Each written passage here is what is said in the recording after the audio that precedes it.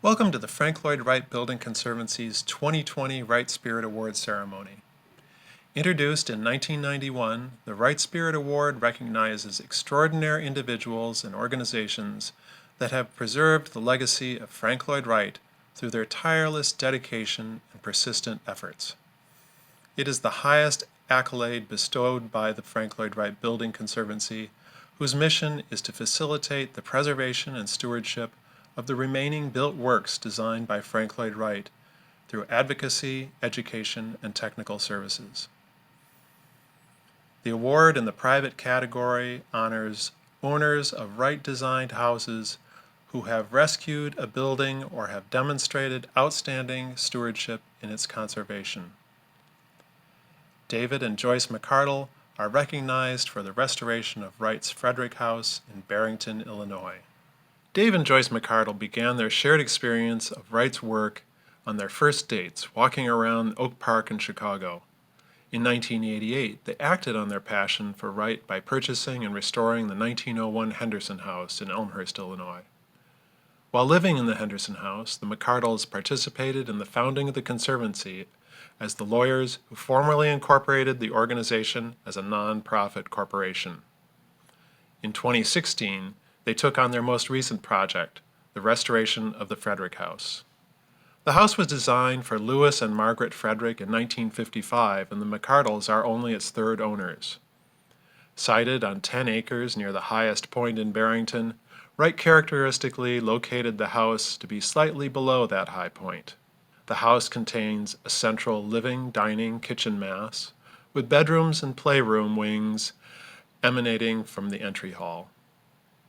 Working with their restoration team, which included architect John Eifler and preservation craftsman Jonathan Leck, the McCardles' comprehensive restoration of the house included on the exterior, reconstructing deteriorated masonry and refinishing exterior wood, adding steel support for the sagging cantilever roof, and the installation of new shingles consistent with the original pattern. The site was landscaped using native plantings, and the entry gate, designed by Wright, was constructed. On the interior, concrete floors were refurbished, Philippine mahogany was refinished, and brickwork was restored. A new geothermal heating and cooling system was installed, and radiant heating was replaced in the master and guest bedroom. Several Wright-designed furniture pieces were also fabricated. From furniture to finishes, and building structure to mechanical infrastructure, Dave and Joyce McCardle's restoration of the Frederick House has given it new life and clearly embodies the Wright spirit. Michael PINKUS and Julie WILSKER are recognized for the restoration of the Sirlin House and for leadership in the stewardship of the Usonia landscape. While renting a modernist house in Westchester County, New York, Michael PINKUS and Julie WILSKER became fast friends with their next-door neighbors, renowned architectural photographer Ezra Stoller and his wife Helen. As Michael and Julie pondered a more permanent residence, Ezra recommended Wright-designed Usonia, about 30 miles northeast of New York City. Julie and Michael were smitten with the community and fell in love with the Sirlin House, then on the market. Just before their wedding day, they submitted a bid along with an impassioned letter of love for the house. Though they submitted the low bid, the evening before their wedding, the owner called to say that the house was theirs. Their first winter in the house revealed deferred maintenance in several areas. They upgraded the heating system and designed a window treatment that preserved the single-pane fenestration. In 1995, architect Tobias Guggenheimer was retained to oversee the restoration of the house.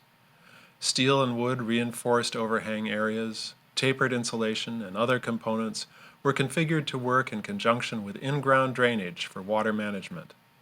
Masonry was repointed, and Tidewater red cypress was sourced to replace damaged wood. For a previous owner, Usonia architect Aaron Resnick had designed a screened-in addition to the east end of the house, and this was converted into livable interior space. While Julie was working, she spent the weekends taking on the neglected and overgrown landscaping. A chainsaw and calloused hands restored much of the original garden. In Julie's retirement, daily treks in the local woodlands led to a deep understanding of the forest ecosystem. She decided to approach the Usonian community with a proposal to manage the removal of invasive species throughout its 100 acres. She has worked with forestry professionals, applied for and received grants, and managed crews to remove thousands of invasive species. This has allowed indigenous plants to reestablish themselves and to restore the native ecosystem. Great progress continues, and many Usonia members have been inspired to organically manage their properties, resulting in a seamless community landscape. Julie and Michael count themselves fortunate for the opportunity to be stewards of this wonderful property and are committed to passing Wright's legacy to future generations to enjoy and embrace. Susan and Jack Turben are recognized for the stewardship and succession planning of the Staley House. Since purchasing the 1951 Staley House in North Madison, Ohio in 1983, Susan and Jack Turben have acted as exemplary stewards.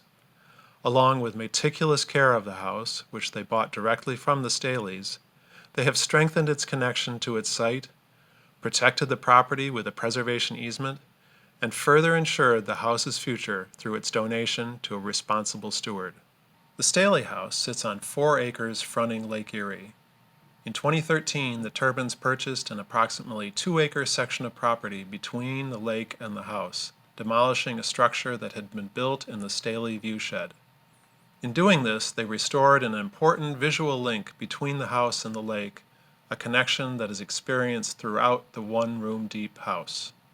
The house's small size on prime lakefront property would make it particularly vulnerable to demolition. As a result of discussions with the Conservancy in 2014, the Turbens donated a preservation easement on the house that covers the house and all its Wright-designed furniture. After consulting with their family, the Turbens decided to donate the property to University School near Cleveland, retaining a life interest. The Turbens and the school's administration have worked together to plan a future for the house as a vital tool for teaching about architecture in general and Wright in particular.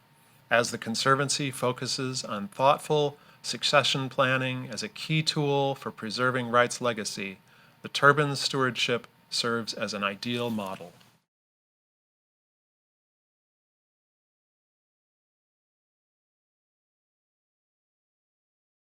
The Wright Spirit Award in the public category recognizes organizations who have promoted Frank Lloyd Wright's work in the public arena or have rescued a public building. For their leadership in the restoration of the Martin House, the Conservancy honors the Office of the Governor, the Office of Parks, Recreation, and Historic Preservation of the State of New York, and the State University of New York, University at Buffalo. Saving the Martin House might never have gotten underway had it not been for the motivating force of the late New York Senator Daniel Patrick Moynihan. His call to action after visiting the deteriorating site in 1991 prompted a series of events leading to the resurrection of Wright's masterwork. Following Moynihan's lead, our honorees in the public category have been instrumental in the rescue of the Martin House. The Martin House complex is comprised of the main house and a pergola that connects the main house to a conservatory and an attached carriage house. The Barton House, next to the conservatory, was designed for Martin's sister and her husband. To the west is a gardener's cottage and greenhouse. Completed in 1907, the Martin family lived in the house until 1937. The Barton House and the gardener's cottage were sold in the 30s, while the main house was taken for back taxes in 1946. In 1954, the main house was divided into apartments, and in 1962, the pergola, conservatory, and carriage house were sold and demolished. 3 apartment buildings were constructed in their place. The state's engagement with the Martin House began in 1967, when the University at Buffalo assumed ownership for use as the official residence of the university president. In the ensuing years, the university would help stabilize the structure and lay the groundwork for its restoration. Meetings between the university, the state's Office of Parks, Recreation, and Historic Preservation, and local civic leaders led to the formation of Martin House Restoration Corporation in 1992. The corporation's mission was to restore the Martin House and operate it as an historic house museum. In 2002, the state donated the house to Martin House Restoration. Today, the university's engagement ranges from regular student visits and research on historic preservation and architectural history to co-sponsorship with the Martin House Restoration Corporation of lectures and programs that spur public debate on architecture and design. Representatives of the university hold seats on the Martin House Restoration Corporation Board of Directors. President Satish K. Tripathi is represented ex officio by Robert G. Shibley, Dean of the university's School of Architecture and Planning. Martin House now stands as a flagship New York State historic site. Public dollars account for approximately $31 million of the $52 million it took to restore the landmark. This was led by $24 million from the state of New York. In the end, the state of New York has proven that historic preservation is a driving economic catalyst and a vital function of government.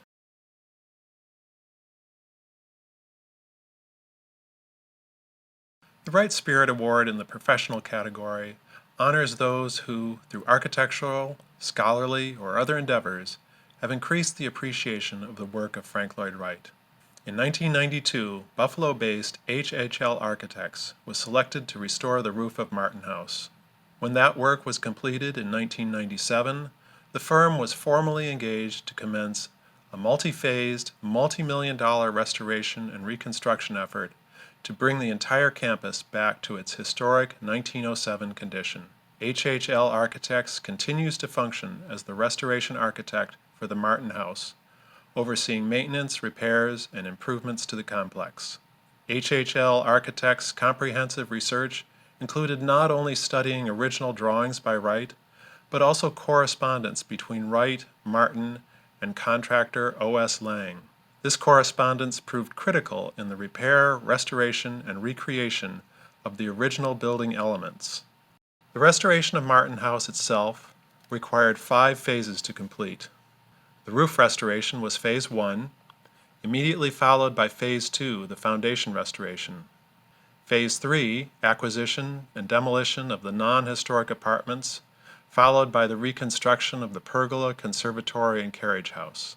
The main house exterior restoration was Phase 4, and the main house's interior restoration, completed in 2019, was Phase 5. The Martin House was restored in 2 phases. Roof repair was completed in 1996, and restoration of the interiors was completed in 2018. Artifact restoration and the repair and recreation of the approximately 400 art glass windows have been a continuous effort since 1992. Images of the Martin House interior over time speak more eloquently than words to describe the success of the house's restoration. For their firm's commitment to the restoration of the Martin House over the last 28 years, the Conservancy is pleased to present the Wright Spirit Award in the professional category to HHL Architects. Restoration of the Martin House landscape has revealed that the property is home to one of the most extensive landscapes ever conceived by Wright's office.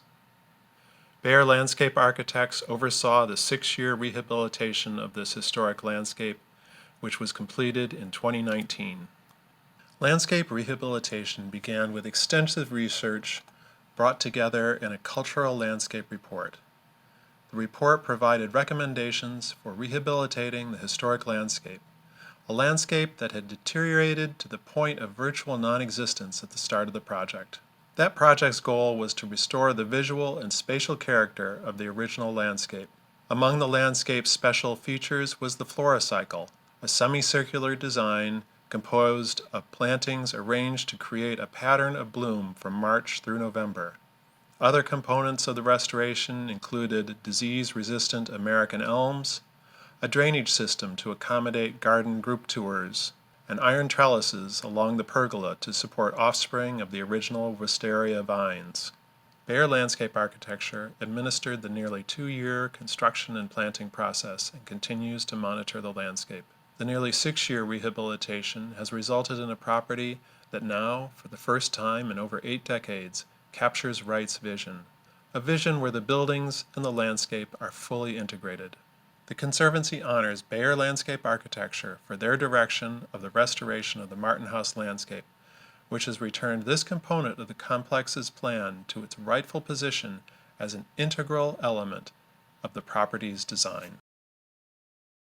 In early 2002, Martin House Restoration organized an international competition inviting 5 young architects to submit proposals for a new Martin House Visitors Center. Among the invited architects was Toshiko Mori. Her design for what would become the Great Batch Pavilion is an elegant complement to the Martin House that stands on its own as a striking example of modern architecture. Groundbreaking for the pavilion was in January 2008, and it was completed in February 2009. The Great Batch Pavilion's design converses with the Martin House through a strategy of contrast rather than imitation. Mori believes that the discipline of architecture must inevitably contend with history and site, that these forces are both fundamental and universal. The pavilion is an integral part of the Historic House Museum experience, welcoming over 42,000 guests last year. According to Mori, the Visitors Center reinterprets the Martin House to expose the structural, infrastructural, and programmatic relationships of the historic building, while continuing Wright's lifelong interest in innovation through the exploration of new materials, technologies, and techniques. The Conservancy is pleased to honor Toshiko Mori's creative yet sensitive reinterpretation of Wright's architecture in her design of the Martin House Visitors Center. The Special Honors category recognizes outstanding individuals or organizations whose work represents a unique contribution to the preservation of the legacy of Frank Lloyd Wright. In 1968, 7 original art glass windows designed by Wright for the Martin House complex in Buffalo were purchased from a dealer for the University of Victoria in Victoria, British Columbia, Canada. At the time, the university's art curator felt that the University of Victoria was poised to develop a museum dedicated to the arts and crafts movement.